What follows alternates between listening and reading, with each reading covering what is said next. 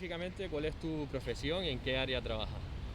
Vale, pues soy enfermera intensivista, trabajo en las UCIs del Hospital Clínic y últimamente en las UCIs COVID porque la mayoría son UCIs COVID ahora mismo. Vale. ¿Cuánto tiempo llevas ejerciendo fuera de Canarias? Fuera de Canarias llevo 2 años y solamente he ejercido aquí en el Hospital Clínic, de hecho vine aquí porque me dieron una buena oferta de trabajo, 2 años. Perfecto. ¿Tienes perspectiva de volver a Canarias y ejercer allí? De momento no, porque aquí tengo, bueno, me ofrecieron desde un principio unas mejores condiciones laborales y yo de momento tengo intención de quedarme aquí y seguirme formando aquí. O sea, a corto o medio plazo no tengo intención de volver a Canarias. Ya empezando con el tema del COVID, cuando se empezaron a oír los primeros casos allá en China, ¿tuviste que venía ya como una plaga? ¿Pensabas que no sería para tanto, que se quedara ahí como en su día pasó con los otros COVID? ¿O creías que realmente el gobierno pues haría frente, o los OMS, o veías que no íbamos a escapar nadie aquí? A ver, al principio del todo creí que no sería para tanto, que no llegaría porque estaba en otro continente literalmente, que no llegaría a España, o si llegaba serían pocos casos, o si habían pocos casos sería algo menor, porque decían que era parecía una gripe. Entonces yo no me lo imaginé para nada como es ahora.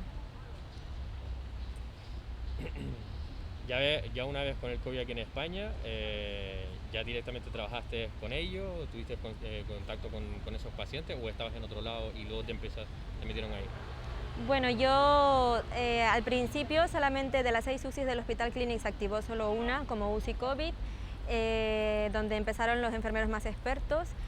Entonces a mí me formaron cómo vestirme con el EPI y de cara a que si se llenaban más UCIs con pacientes COVID, que al final tardó 2 semanas, no tardó más. Desde el primer caso a la primera ola pasó un breve corto de tiempo, o sea que se podría decir que desde el principio estoy atendiendo pacientes COVID.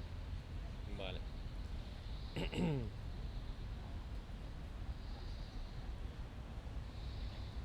Y en tema familiar, cuando ya te metieron ahí o te dijeron que ibas a trabajar con ellos, o bueno, tanto tú como tu familia se asustaron por ti, tuvieron miedo o algo. Bueno, en un principio sí, mi familia, bueno, como todo el mundo, no tenía mucha idea de la envergadura que iba a suponer esto, entonces sí que se asustaron, me dijeron lo típico, que me protegiera mucho, que me cuidara mucho, pero tampoco sin exagerar, porque al principio tampoco se sabía muy bien, pero sí que se preocuparon. Y a día de hoy, que ahora está ya se sabe una pandemia y tal, ¿siguen igual de normal o se han preocupado más todavía? No, ya están más tranquilos también porque a pesar de llevar casi un año con ese tipo de pacientes, la verdad que nunca me he contagiado, o sea que las medidas de protección que he tomado han sido las adecuadas, entonces están como más tranquilos porque además también ya me vacuné y eso los tranquiliza más. Ya empezaron las vacunaciones aquí y tú te has vacunado, ¿qué tal? Sí, empezaron hace poco más de un mes y sí, yo ya me he vacunado ya de las 2 dosis. Y hace 10 días ya y muy contenta. La mayoría de mis compañeros están todos vacunándose. Para empezar con el tema COVID o lo que es la pandemia en general, tanto en el trabajo como fuera, ¿te afectó en lo profesional, digamos, en el mal sentido? Bueno, sí, a ver, yo creo que me afectó en el sentido de que por esto me he visto más quemada en el trabajo. Bueno, por la primera vez me he visto quemada de mi profesión. He tenido días en los que no me ha apetecido nada venir por distintos aspectos y me he tenido que formar como de una forma muy rápida para intentar afrontar esta situación y entonces sí que me he visto afectada negativamente. Vale. ¿Y en lo personal, tu vida personal? Y en lo personal también. También, bueno, emocionalmente estamos, yo creo que todos los sanitarios muy agotados y yo por lo personal no había tenido problemas antes emocionales con mi profesión, pero a raíz de esto me he vuelto una persona más ansiosa, más nerviosa y creo que es a raíz de todo esto.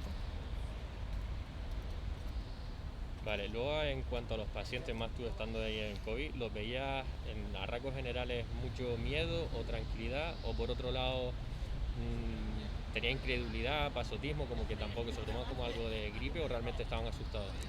No, al principio sí que estaban asustados porque se veían en una UCI. Entonces, y siempre al principio se les decía claramente que probablemente iban a acabar intubados. Entonces yo al principio veía muchísimo miedo, muchísimas dudas de los pacientes. Ahora que estamos en la tercera ola, sí que veo algunos pacientes incrédulos, pero porque han empezado algunas teorías negacionistas que se han visto en las noticias. Pero bueno, que en general todos los pacientes, aunque se lo crean en cierta medida o no, yo creo que todos pasan miedo por el simple hecho de estar en una UCI.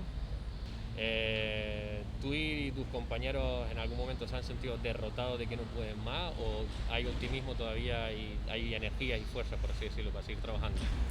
A ver, derrotados creo que sí que nos hemos llegado a sentir, sobre todo al final de la primera ola, muchos compañeros, yo personalmente vi cómo muchos compañeros cogieron bajas porque ya no podían más, pero bueno, a día de hoy siguen allí.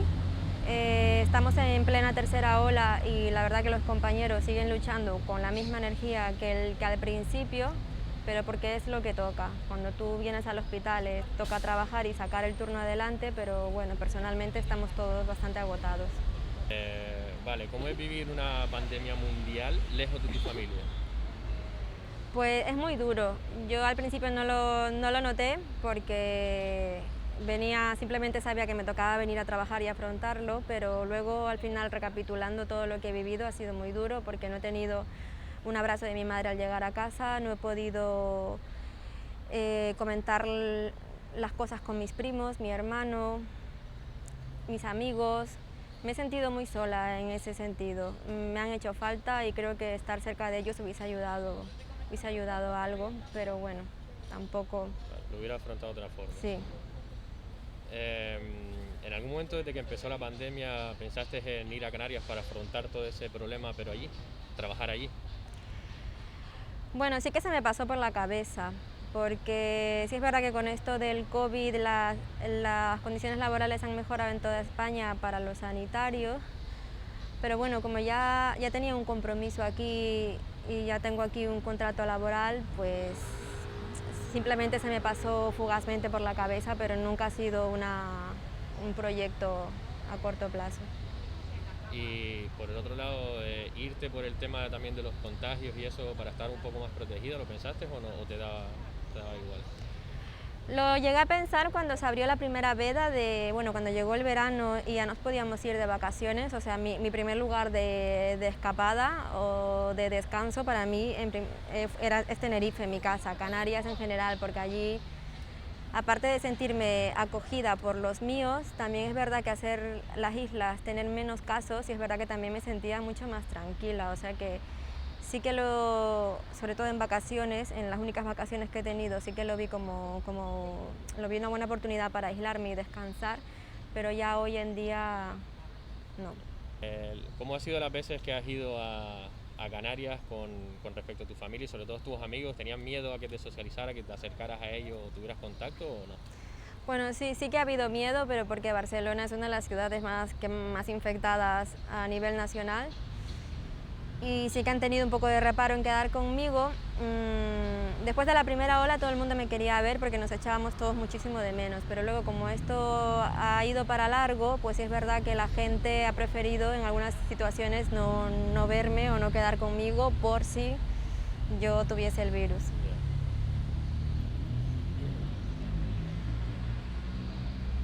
¿Tuviste a alguien de riesgo en la familia? Bueno, de riesgo sí que tengo un par de familiares, pero sí viví una situación cercana de un familiar de mi pareja que es de aquí, que estuvo gravemente en la UCI, pero de otro hospital, y sí lo viví como una situación cercana y muy dura, que finalmente se pudo superar. Bueno, y desde la perspectiva de un sanitario, ¿cómo se ve eso? Tener a alguien tan cercano que no es un paciente, sino que es realmente un familiar. Yo por lo menos lo viví con ansiedad, porque intentaba ser optimista, pero al fin y al cabo yo sé lo que hay en una UCI, sé cuáles son los riesgos y las complicaciones de esta enfermedad, entonces vivía como con mucho miedo de que estas complicaciones le pasara a este familiar, y acabara en mal. Vale. Vale, luego por otro lado, desde que empezaron todo el tema de los aplausos, los balcones y todo este auge y tal, hasta ahora, ¿sientes que la gente, la sociedad valora más a los sanitarios que antes? Bueno, yo quiero creer que sí, que la sociedad en general se ha dado cuenta del papel importante que desempeñamos en la sociedad, que la imagen sí que ha mejorado, pero no me siento del todo respetada por todo lo que he visto, las irresponsabilidades que he visto en las noticias, pero en general yo creo que sí que ha mejorado la visión de la enfermería y de la sanidad. En cuanto a España, ¿cuánto crees que de negligente ha habido en la sociedad? ¿Cuánto en los políticos? Más o menos igual. Bueno, yo creo que las cosas en general no se han hecho bien, porque si no, no estaríamos como estamos. Y bueno, yo creo que en realidad la mayor culpa en realidad la tiene el gobierno, porque tampoco ha adoptado las mejores medidas, creo yo. Las desescaladas han sido un poco raras y tampoco se ha visto realmente un descenso de casos claramente, sobre todo en las ciudades más infectadas. Y a nivel social también he visto negligencias, pero yo creo que también por nuestra cultura, que los españoles somos personas que nos cuesta mantener la distancia de seguridad, en resumidas cuentas.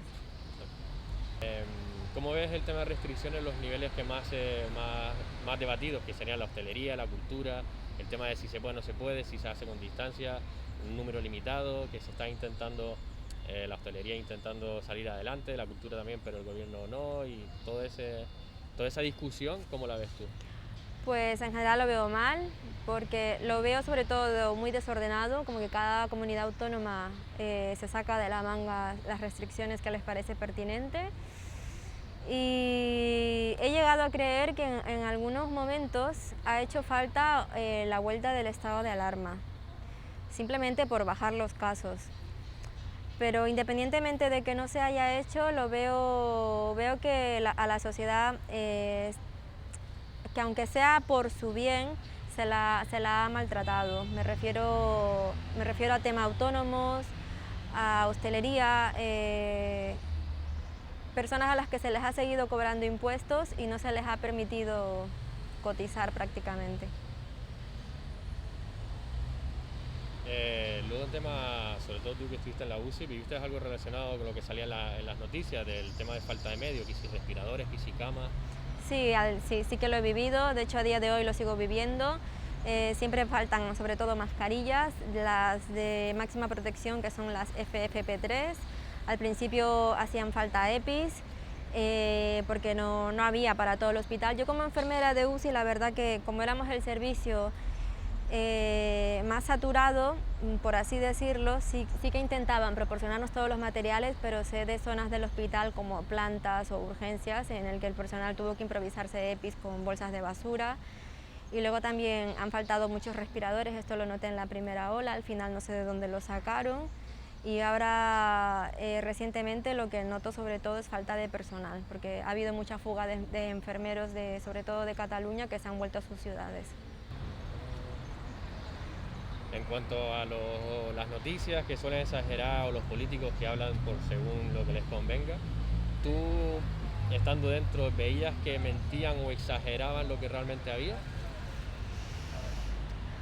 Yo creo que, bueno, yo creo que no, tampoco se ha exagerado, pero tampoco se ha hablado con la total verdad, pero porque tampoco se ha conocido nunca la verdad. O sea, yo creo que esta situación se ha intentado sobrellevar e informar de la manera que han podido, investigar, y han estado muy limitados los medios de comunicación, entonces tampoco sabría cómo juzgar este aspecto. Vale. En una hipotética cuarta ola que ya se está hablando, ¿crees que ya sí que hay medios, tanto el medio físico como la propia moral de los sanitarios para afrontarla, o todavía falta? Bueno, medios físicos diría que, bueno, sí que habría, y fuerzas ya del personal, O sea, te diría que no, yo misma te diría que estoy harta, que estoy muy cansada, que quiero unas vacaciones ya, pero al final, no sé si por vocación o porque simplemente es lo que toca, yo creo que así haya una 10ª ola, nosotros vamos a estar allí, porque es que si no somos nosotros, ¿quiénes serán? Ahora con el tema de la vacuna, ¿cómo ves el tema de los negacionistas? Pues es un tema, la verdad, que a mí personalmente me molesta y me enfada mucho porque considero que son personas que hablan sin informarse, sin investigar, que cuentan mentiras y que encima lo viralizan, lo intentan convencer a gente y por desgracia hay muchos borregos que creen este tipo de información y esto afecta a salir adelante de esta situación porque se sabe que las vacunas curan enfermedades y esto se sabe desde hace muchos años. Vale. El tema de si un supuesto, aunque tampoco lo tengo muy claro, tengo que mirar bien, el tema de la obligatoriedad, de obligar a la gente a vacunarse, ¿eso cómo lo ves? Lo veo mal porque en principio en España y en cualquier país demócrata las vacunas no son obligatorias, no tienen por qué serlo, la gente está en total libertad de vacunarse o no, pero en este caso que estamos viviendo una pandemia mundial yo lo veo altamente recomendable. ¿Crees que una vez se vacune todo el mundo, habrá una vuelta a la normalidad o aún todavía quedará más camino por recorrer? Hombre, yo creo que si se vacuna gran parte de la población estaremos inmunizados y se podrá volver a la no sé si a la completa normalidad, pero en cierta medida a la normalidad sí. Lo que pasa es que de aquí a que se vacune toda la población falta mucho tiempo, entonces... ¿Ves que el proceso es muy lento? Es muy lento, sí. ¿Pero por falta de vacunas? Sí, por falta de vacunas y de momento de organización. No se sabe muy bien quiénes son los siguientes.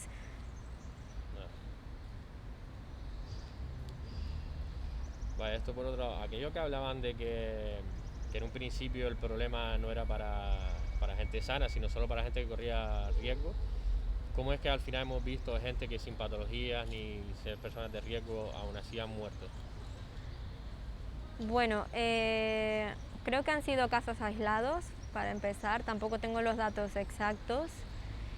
Es un tema que me asusta porque yo como persona joven sin patologías previas, pues sé que existe una mínima posibilidad de que si me infectara de COVID podría tener complicaciones, pero la verdad que no lo he reflexionado mucho porque yo por lo menos en lo personal, en mi trabajo, todos los pacientes que he atendido han tenido todos patologías previas, entonces no sé muy bien qué comentar al respecto.